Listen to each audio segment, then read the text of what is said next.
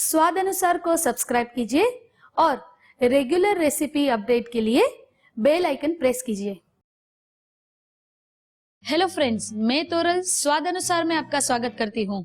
आज जो मैं आपके साथ एक रेसिपी शेयर कर रही हूँ वो आप सुबह के नाश्ते में या शाम को सर्व कर सकते हैं और किटी पार्टी और गेट टुगेदर में भी आप सर्व कर सकते हैं, जो है दुधीना मुठिया। सबसे पहले लौकी को पील करके ग्रेट करेंगे।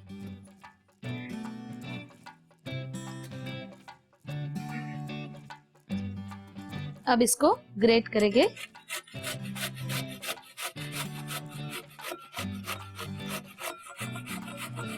अब हम इसमें 2 कप गेहूं का आटा ऐड करेंगे।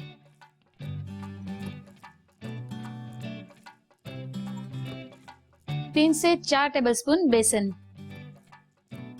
अगर आपको बेसन से एलर्जी है तो आप मिक्स ग्रेन आटा भी यूज कर सकते हैं या फिर बाजरी का आटा भी ले सकते हैं। अब हम ऐड करेंगे 1 बड़ा चम्मच अदरक और मिर्ची का पेस्ट।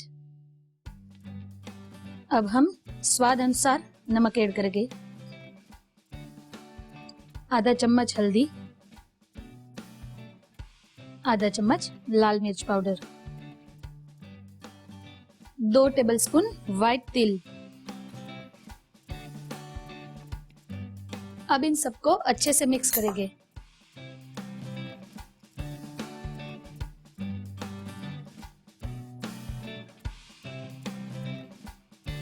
अब हम इसमें 1 चम्मच चीनी ऐड करेंगे। अब 3 से 4 टेबलस्पून ऑयल ऐड करेंगे और सबको अच्छे से मिक्स करते हैं।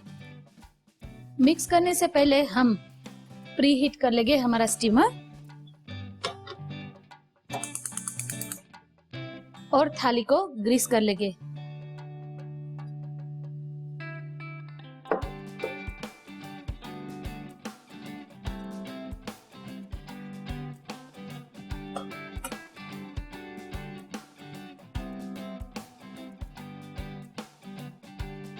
दूधी में पानी बहुत ही होता है, इसलिए इसमें पानी ऐड करने की जरूरत नहीं है।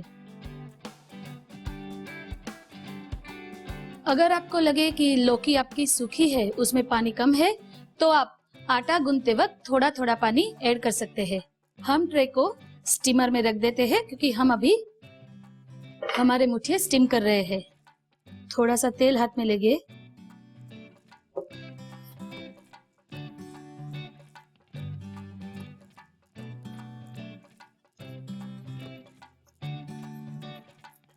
इस तरह से मुठिया रेडी करना है। मैंने हाथ में ऑयल इसलिए लगाया है ताकि जो मुठिया का आटा है वो चिपके ना। इस तरह से सारे रोल रख देंगे। करीबन 15 से 20 मिनट हम इसको स्टीमर में स्टीम करने के लिए रखेंगे। मुठिया स्टीम हो चुका है। अब हम गैस बंद कर देंगे और 15 से 20 मिनट तक इसे ठंडा होने के लिए रखेंगे। मुठिया ठंडे हो चुके हैं। अब हम इसके छोटे छोटे पीसेस करेंगे।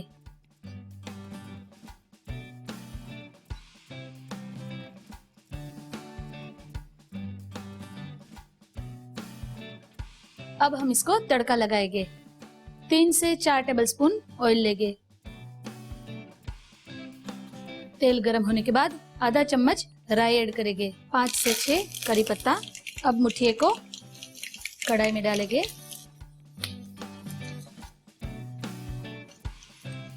मुठिया को धीमी आंच पे करीबन 5 से 6 मिनट तक कुक करना है, जब तक मुठिया क्रिस्पी ना हो जाए।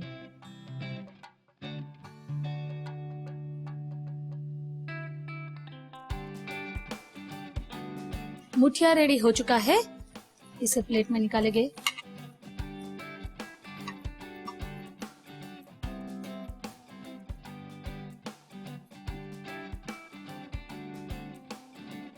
दूधी का मुठिया रेडी है। अब हम इसमें सफेद तिल,